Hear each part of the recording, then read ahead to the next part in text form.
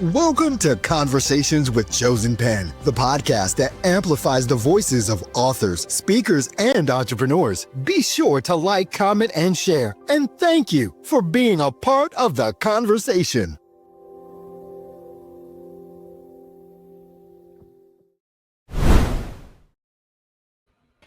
Thank you, Mr. Earl Hall, for being one of our fabulous sponsors and supporters of the Conversations with Chosen Pen. Hey, great Tuesday evening, everybody. It's Dr. Vanessa Short once again, the success strategist and director of the Chosen Pen Group. I am so excited to have you join me as always on Tuesday. You know, for weeks now, I brought to you various authors from various walks of life, from various cities and states who have penned various genres, and tonight is no different, except for the fact that this young lady that I'm introducing you to and having a conversation with tonight serves in so many different ways. She's not only an author, a brand new author, but she's entered into the realm of politics. She is an educator by profession, and guess what?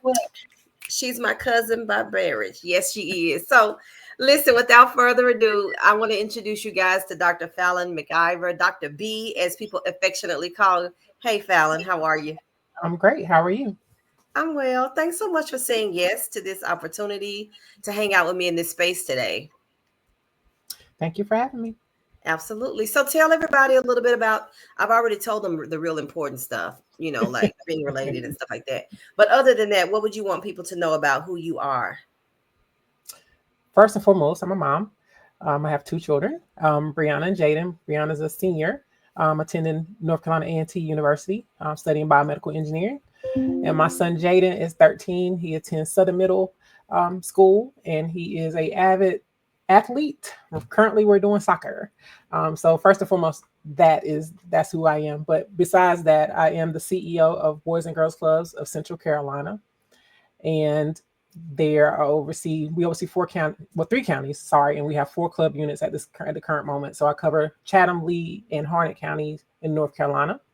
In addition to that, I serve on various boards here in Moore County, ranging from different spaces, from Friend to Friend, which is a domestic violence awareness and a shelter. And also I serve on the board for Moore Montessori School. I recently just served for Aberdeen Parks and Rec, but as you alluded to, I was just elected, and I am commissioner-elect for the town of Aberdeen. So that's mostly what I do. As if she didn't have enough to do already, right? That part. So congratulations on your win. You know, so let me back up, you guys. I want to share this. And because this is family, I want to add a little element of that into the equation too, because I remember when I first met Fallon, she was about 14 or 15 years old. I was 20. She was 14 or 15. Anyway, so I married her first cousin. But anywho, I remember meeting her and thinking, you know, she had this exotic look even as a young girl, and she was leaving to go off to where were you going again? Tell me, you were going to where? The North Carolina School of Science and Mathematics. Right. I said, oh, she's going to the School of Science. And oh, that means she's not just pretty, she's smart. And my husband was like, yeah, she's real smart. Her daddy's smart. They all have brains. And so to think about this thing now, for fast forward, and it really went fast, honestly. Now you're a mom of 2. Your oldest is a senior in college. You know, I remember when Jaden was first introduced to golf. I can remember those lessons he got in our backyard. I still laugh about that. And he's engaged in soccer. It's just amazing how time flies. And within that window of time, you've had a lot of life to happen. And we won't necessarily go into all of that. But despite everything that's happened and the moves you had to make and the pivots that you had to make, you still managed to excel, push forward, get the doggone thing done. Tell us what that feels like. What does that look like? What advice would you give to another Fallon that's out there like that? Don't give up. Pick your Northern Star. Pick what you're focused on, where you want to be. Write it down, plan it out. Because you'll be amazed when you look back. I look back on stuff that I just jotted down and where goals I wanted to have. And I find those lists stuck here and there every once in a while. And so far I've hit everything that I said. And I mean, go bold, Don't just say, oh, I just want to do this right here. I want to get this right here. No, what do you really want to do? Like, even if it takes you 15, 20 years to get there, what is it that you really want to see yourself do? Because when you write it down, that's the start of that goal, and having somewhere to focus on. So even when times get rough, you get tired, you get weary, you can think back to, where do I want to go? And just focus on that. And there's no need in stopping. You may have to pivot and shift. You may have to slow your pace a little bit, but what you don't want to do is stop. And when it happen, when I call it, when life be lifing, that does not mean quit. You just got to have the resilience to press forward. So I can appreciate that. Thanks so much. So tell us why town commissioner? Why run for public office? So anybody that knows me personally knows I say this, and I say it jokingly, but I also mean it. I hate politics. I hate it with a passion, but I hate it in a traditional term, in a traditional sense. The way it has turned, the way it is now, it is ugly. And I feel like we need to get back to just doing what's right and being good people and being ethical and having morals and looking out for your neighbor and things like that. And so for me, this is just an extension of what I already do. I'm all about service. I'm a servant leader. And so what better way to serve my community and be a voice in my community and speak for people who don't have a voice, speak for people that are often forgotten, speak for people that don't know how to speak. This gives me the opportunity to do that and stand in the gap for them. Yeah. I could see this very well being the next step for you, honestly, because you've been with the Boys and Girls Club like forever. And anyone who knows, it's a nonprofit. It's not corporate America. And with your roles in which you've had in that capacity, the various capacities, you were very engaged in community with the fundraising, building collaborative partnerships with people in your area. And then, of course, you've already talked about the different organizations that you serve on the board, which is, again, another element of service. I mean, so what do you do when you've already worked in that capacity, but go up another level? And town commissioner just makes sense to me. I get it. I totally get it. And I share your philosophy when it comes to, or your point of view with regards to politics. Politics is nasty. It's ugly. And I remember one of my pastors saying years ago is that God authorized and ordained government, but he did not ordain politics. Politics is something that man did to the government, So we do need government. We do need people in position to help with the decision making and the strategies that's necessary for the betterment of our community. But it has gotten nasty. And so to have people who decide, I want to serve, but not that way. I want to bring back some civility, some morality, some common sense to the equation. I can commend you for that. So I wish you the best. How does it feel to have run and win? How you ran and you won? Tell us about it. It's still kind of surreal. You never know until the final ballots are in and the votes are counted. And I felt good about it, but I wasn't really sure. This being my first time out and stepping into something I've never done before. So I was very transparent about that. But now that it's over with and I won and surprisingly did very, very well. It's redeeming. It means, for me, it means that people really do see the value in having someone that has served this community to step into this type of role, even if it's new for them. Right. You had already planted the seeds. You had planted the seeds already, really. And that was never my intent. I know. If you asked me 5 years ago, would I be doing something like this? I would have said absolutely not. Yeah. But becoming a member of Delta Sigma Theta sorority, the finest sorority. I learned about that in there. She just had to add in there. I learned about social action, and I learned what that means and how to do it and how to do it in a way that's impactful and not just people talking and making promises and things like that. So complaining. Or complaining, around the dinner table, around, with friends, and everyone has a complaint, but nobody's really doing anything about it. Here's one thing I will ask you, and you tell me what you think about this concept, is that I truly believe, and you could agree or disagree, but those who have what we call a servant's heart, because you alluded to that earlier, they're just really busy about serving. They're not looking at it for any gain necessarily. They're doing what they believe that's right. They're doing what they believe they've been called to. They are using their gifts in a positive manner. But what they're also doing is planting seeds that will eventually bring about some form of harvest. But you're not doing it for the harvest. You're doing it from a place of sincerity. Do you agree with that? I agree with that, and mainly because it's not even necessarily a harvest for me. Right. A lot of times what I'm doing is it's a harvest for somebody else, or what I intend to be Exactly. for somebody else. And then sometimes it ends up being a byproduct for me. But Yeah. that's never my intent going out. Yeah. Like just for me pursuing my education and doing everything I did that for my children. You Yeah. know, I watched my parents, well, my dad especially, work and do have some college, but you know, being a first generation college student, by definition, you know, I wanted to further that and give my children the opportunity to do things that I didn't do. Yeah. So most of what I've done and what I've accomplished has been for my children, to give them a better Yeah. path forward. That makes And then, sense. and then I my can service, agree. yeah, and then my service in this community is just for making this better and serving my community, and especially for people that don't look like that for people that look like me, that don't have a voice, or have people that look like me in the rooms or in positions Right. or in places to speak up for them and look out for them. Right. Representation matters. It really does. It really does.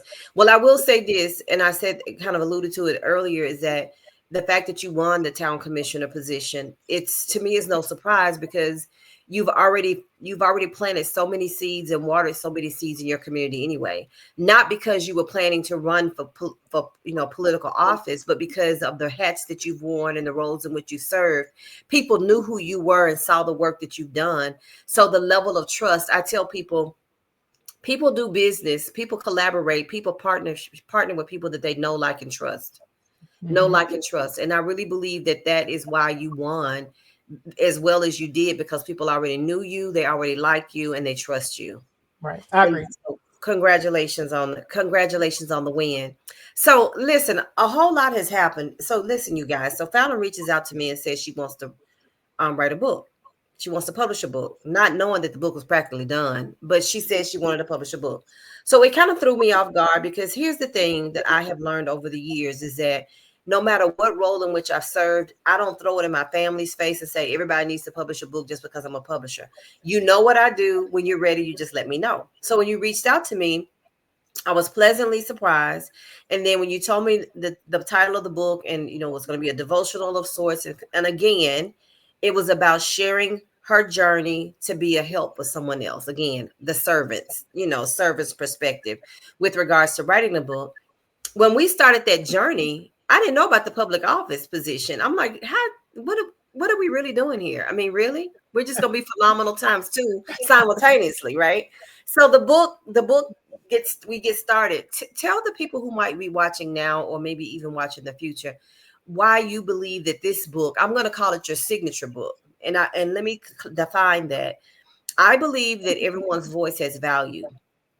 So if there are lessons learned in the journey of your life, if there are wisdom nuggets that you've attained and grown to understand in the journey of your life, if you've overcome any type of trauma or drama or whatever, and you're better for it, you're stronger for it, I believe that your voice, your testimony, as people say in the church community, it has value, because there's someone that needs to hear it. They need to see it. They can very well relate to it. And they may be actually praying for an answer. And what you have to offer is their answer. So when you said you wanted to write a book about your healing journey, I thought, okay, that makes sense, because now I consider that to be your signature book. What would you offer to someone else who might be considering doing something similar to what you've done? Just do it. I did not realize how therapeutic it was for me to spell it out and write it down, what I experienced. And I used to joke, and I said this, I used to joke all the time, oh, I'm gonna write a book about this one day. I'm gonna write a book about this. But not knowing that I really was gonna do it. I mean, I joked, but when I really sat and thought about it, being on the other side of some of the stuff that I went through, I knew, I'm like, there's got to be other people that's going through what I'm going through. Absolutely. And have been through what I've been through. And a lot of times when you go through trauma and you go through certain things, you suffer in silence. Mainly because, number one, you're embarrassed. Right. You don't want to let people in and let people know exactly what you have going on. And two, a lot of times I don't want a pity party. I didn't want a pity party. Right. I don't want a pity party because I'm on the other side of that now. And right. I'm finally at the place in my life where, back then when I was going through and struggling and suffering, and a lot of people had no idea, no clue. I was out in public smiling, laughing, joking, but coming home broken. That period of time, I didn't understand it, right? Yeah. I'm going through questioning everything and just not in a good place. But to come out on the other side of it and finally be at a place where I say, okay, now I see why that happened, or now I see why this went down like it did. Now I see what that did for me, how that grew me, how that molded me, how that shaped my future, or how that was God's way of aligning things for me to get to where I am now. Yeah. It all starts to make sense. And so for me, I'm like, let me write about it. Let me put down all the ugly truths, all the things that I would have been scared to say before, and be transparent enough that somebody else that's going through the same situation or same things can relate and say, you know what, me too. Because a lot of the stuff that I talk about in this book are things that people would never say, or they would be scared to say to someone. Things that are taboo, taboo as a woman, taboo as an African American woman, taboo as, you know, being a Christian, like a lot of different things I talk about because I suffered. And I didn't feel like I had the right spiritual guidance or what I needed to get through that at that time. But again, now that I'm on the other side of it, I see why it all happened. Yeah, that's good, Fallon. So tell me this, what kind of response? I know people have, because I mean, let me tell y'all. So we did a pre-sale campaign, right? I was like, well, you're gonna shoot and get a few orders in between time the book is out. And I think she was like at 75. So I'm just gonna go ahead and order 100. So you pre-sold quite a few books before the book officially launched, which your official launch is coming up in a few days. What kind of feedback have you gotten from those who've already secured your book? It's crazy. And it's like every few days I'll get an inbox, I'll get a text message, or I'll run into somebody who has bought the book. People don't even know about the book because while I did my pre-sale, some went ahead and bought it directly off Amazon. Okay. And so I'll get a picture, somebody a picture mail me, send me some pictures of them holding the book, and then they'll say things like, I just read the first few pages and I'm bawling. Because I connected and this makes so much sense. Or I had another person say, you literally wrote my life story. Wow. So to hear someone say that's their life story, again, this is someone I knew, someone I had been around for a long time and had no clue all the things that they were dealing with and going through. So had I not written the book and they read it, would have never made that connection, would have never known that. Exactly. So it's been really eye-opening. It makes me feel good because it confirms that I was obedient and did what he wanted me to do. Right. And the time that he wanted me to do it. That's good. That's really good, Fallon. You said 3 things that I want to repeat because for those who might be listening or listening later. One, you reconfirmed something that I share with authors all the time is that writing the book is a cathartic experience. Your healing comes through writing. As weird as that sounds, I've seen it happen too many times to not believe it. I know that it happens, and you just said it. I never asked you. This was not scripted, you people. This we did not practice before. So you confirmed that. Another thing you confirmed is that our stories matter. Because there are people who probably, much like yourself, were thinking nobody could ever imagine what I'm dealing with. And I'm by myself and I'm alone. So when they read your book, it's like, wow, somebody understands me. I oftentimes say that you should write your signature book. Everyone has a book to read because someone is praying for the answers that are in your book. And only you have that voice to be able to soothe or to calm or to cure what it is they're dealing with. And then the other thing too, Fallon, is the being obedient, just doing the doggone thing. You know, stop vacillating, stop procrastinating, stop trying to second guess it. If the idea came to you that the book should be written, it just didn't come by accident, you know. So following through when you followed through, I mean, your book was your book actually done when you called me? Because you said, I want to write it, I'm gonna put it together. And it was like within a few days, you were sending me the manuscript, and I'm like, did she already have this together or what? I didn't. I mean, it was in my mind and what I wanted to talk about and some of the things, because it was kind of phased, right? I walked through my childhood all the way through. Right. So I just sat down one night. I mean, literally, I would come in, I was telling some of my team, I would come in after work, I would sit here at this computer 7, 8, 9, 10, 11 o'clock at night, and I would just write. Yeah. And then I would go through, and I probably did two editions of the book and what I had before I sent it to you. Right. So we connected. you said, oh, well, we're going to connect. We're going to talk about this process and how this goes. I said, okay. And then I started writing. So by the time you reached out to connect and talk about it, I'm like, oh, I got a surprise for you. Boom, here's the book. It was done. I was like, yeah. what? Yeah. I did it all in a period of 2 weeks. And I don't even know why I was surprised, honestly. I really don't. But I know that's how it can happen. And it's not because your book was already written. You just need to put the pieces together. That's really what it was. You were just putting the pieces together within that 2-week time. So listen, ladies and gentlemen, the book is available on Amazon, as she's already stated. So if you want to secure your copy, you can simply go to Amazon. She's going to be listed as Dr. Fallon McIver, or as McIver, whichever way you choose to pronounce it. But it's there. And so if you want to secure your copy, feel free to do so. It is a devotional. It's her healing season, but the content of the book is applicable to anyone. It really is, because it's about overcoming. It's about overcoming hurts, overcoming disappointment. It's about overcoming traumas. It's about becoming a stronger version of yourself despite it all. Would you say that's a fair assessment? Very fair assessment. I think I chose this format for 2 reasons. Number one, everybody that knows me knows my biggest hero growing up was my father. Yeah. And I talk about him in the book, but my father was a pastor. So I was definitely a PK, brought up in the church. PK. Yeah. I was a PK. And so brought up in the church, and that's always been in me, right? Even when I stray, even when I do my own thing, because I'm still Fallon, and I'm still working on me. But I'm not a pastor. Right. He doesn't call me. That's not my collar, right? Right now, or whatever. But I need people to understand, no matter where you are in life and how you do things, you still have a relationship with him, and you can still have a relationship with him, and he can still work through you, no matter where you are, what your situation is. So don't think that you got to be in a pulpit. Don't think that your life has to be perfect. Don't think that you can't make mistakes. He can still use you. Exactly. And that was the reason why I did it this way, because I connected with a lot of different people. I have to give out the shout out to Dr. Damien, not Dr. Yes, I'm speaking into prophecy. But Reverend Mason, Damian Mason, he was one of my, pastors that kind of got me through this time frame.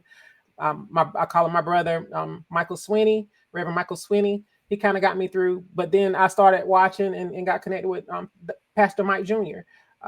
With Rock City Church online. Yeah. And so listening to different people and studying and doing my own study of the word and dealing with what I was dealing with, that's what kind of led me to do this devotional. Because if I wouldn't have been grounded in following different people and staying with that, or starting my day with that, like with Mason, we start the day like that. And so doing that, start my day like that, and he does it during the week, sometimes at night. So when I was really going through and going down through there, when I couldn't talk to nobody else, that's what I was doing to. Had I not done that, I don't know how I would have got through. That's good. That shows the importance of community. It talks about that speaks to the importance. No man is an island unto themselves. And but here's the key: you got to be willing to be transparent and authentic, because there are too many people out here that's fake. They're faking it. They're going through the motions. They're saying what they feel like people want to hear them say, and they're not being their genuine selves. And people know that what comes from the heart touches the heart. And so when you are transparent, when you are authentic at the level in which you feel comfortable, people know it. And that's why I believe people could have resonated so much with your book, because it's raw, it's true. You know what I mean? You talk about some real life matters. Everyone can't relate to everything. I don't believe everyone can't relate to everything that you reference, but everyone can relate to something that you've referenced, because we've either seen it and dealt with it personally, or we know someone intimately connected to us that have. I congratulate you again on getting the doggone thing done. I'm excited for you, and especially because how everything just culminated together. The book was done. We started talking about your pre-sale campaign. It's officially finished. And then the campaign went into full swing. And then you became, town commissioner. And I'm like, okay, new book, new role in the community. It just makes sense. It really does. It took things to me. I saw it as another elevation, really. It really is. And to your point also, Fallon, you made reference to, well, I'm not a preacher. And, sometimes in the Christian community, we feel like when people say they know the Bible, you must be a minister. No, I'm a believer. And his word is my guide, and so there is a scripture that says, let your light so shine before men that people see your good works and they glorify. Well, if we all, that means we all are lights. Some of us are brighter than others. Some of us may not be the moon or the sun, but we still stars, right? So if we're all just willing to shine, things will be much better. We serve as a compass for someone else. So I do believe that to be the case for you. All right, so what's next? I don't know, Well, I get sworn in officially on December 8th. Okay. So I will be focusing on that and learning that new role and learning all things Aberdeen, and figuring that piece out. So it's a new journey for me. It's something new for me to learn. So I'll be focusing on that for a little bit. Now, before December 8th, you got your book launch. That's the official book launch. Although you've launched it out there already with over 100 copies sold, but people will be picking up their signed autograph copies. You got additional copies for people to pick up. Talk about that. Where is that going to be held? What's the date and who all's involved? So the date is actually this coming Sunday, and it's going to be from 2 to 5, and it's at a place here in Moore County called the Southern Pines Growler Shop. And it's a place where, I've met a lot of people since I've been here. And again, full transparency, I used to really love craft beer. It doesn't love me anymore, but I've met a lot of people through my love for craft beer and my love for wine here in this county. So the Growler Shop is one of those places that I used to frequent and be in quite a bit until I cut back. And so some of the staff that was at another place I used to visit, she said, look, would you be open to having your books release party here? We can bring some of the people, that we used to gather with at the other place. And she said, I know this woman-owned wine label, or winery that I would love to pair this with, because it's about strong women and what they stand for. It pairs perfectly with your book. So we talked about it. We agreed to do it. And the owners of the shop, they know me and they love the idea. And so we'll be doing that on Sunday. So it'll be a wine tasting of One Stone Cellars. Again, so that woman-owned winery will be paired right beside me with passing out my copies and signing books. And then my friend Danny Hayes with the House of Fish, now House of Fish 2.0, we'll be doing an oyster roast. Girl, Danny Hayes is your family. All y'all from Rockingham, Richmond County. Hamlet. Yes. Yeah, Hamlet. Richmond County. Let me say it that way. Richmond County. Yeah, so he's going to do an oyster roast to go with that, with the book signing. Okay, so that's another beautiful example of collaborations. Listen, when people know you, like you, and trust you, things just fall into place. So it's because of the relationships that you'd already established that all of this came together beautifully. And you've got multiple people coming together to create all of this fabulousness at one time. That's going to be phenomenal. So this Sunday is the launch. I can't wait to see the pictures. I live vicariously through you in your life through the social media. So I'll be looking forward to that. And then on December 8th is your actual swearing in ceremony. I know you're excited about that. How are the kids? What are they thinking about it? They're excited. It's on a Monday night, so it'll probably, Jaden will be doing whatever, and Brianna will be at school. But they're excited. They're excited. Yeah, that's good. Well, congratulations times 2. I'm excited for you. Thank you for trusting me with the assignment of helping you get this book and bringing it to life. I appreciate it, because everybody doesn't do business with family, and trust me, I understand why. But I appreciate the fact that you trusted me with the assignment. I'm loving the fact that it's done. I cannot wait to get my autographed copy. I thought about that the other day. I was like, I need to get copies of all these books of these people that I've helped, because I don't have them. I've helped them get them done and helped them with their pre-sales and celebrated them online and all of that. And I'm thinking, wait a minute, where's my copy? So I've got to go back and start collecting. But I'm excited for you, Fallon. Congratulations on the completion of the book, your signing that's coming up this weekend, and your new position as town commissioner, and your swearing in on December 8th. I know your daddy, which I didn't get an opportunity to know very well, because he transitioned not long after Fallon and I married. But I know your daddy is happy for you, girl. I have no doubt about it. Well, you're a daddy's girl anyway. So, I mean, think you do any wrong. But anyway, he would be just beaming. I know he would just be beaming with joy to know that you've accomplished as much as you have in light of it, despite everything. So congratulations to you. Thank you again for hanging out with me in this space. And I'm keeping up with you. I mean, it's not like we're really kind of stuck together to some degree, but we'll be talking more. And as things develop, if you've got anything going on in the near future, as you're in your role as town commissioner or anything of that nature that you want to get out there, then let me know, because I'll be more than happy to feature you again and go from there. But in the meantime, I wish you all the best of continued success. And for those of you, any last comments though? Any last comments or advice? No, just thank you for the opportunity. And like I shared with you before, since I've released it, one thing that's happened is a lot of people have asked, how did you do it? Who did you use? So just know that people see the work. And so thank you. Thank you for everything that you did to help me get there. You're very welcome. You're very welcome. So, ladies and gentlemen, it's been another awesome episode. Join me each week on Tuesdays, 7 p.m. Eastern. I'm going to have another fabulous person next week. And as a matter of fact, I'm going to have a special edition this week because my nephew, my very first client that published a children's book, he had his very first event. He was recognized at a high level for the event as a result of being a children's book author. So he's going to be interviewed, and I'll be showcasing him on later this week. But otherwise, I'm here every Tuesday, 7 p.m. We're going to talk to more authors. We're going to celebrate those who had the courage to move forward with publishing their books and providing you with some nuggets along the way. Thanks so much for hanging out with us in this space. Don't forget to like, comment, and share. And I hope to see you again next week. Take care.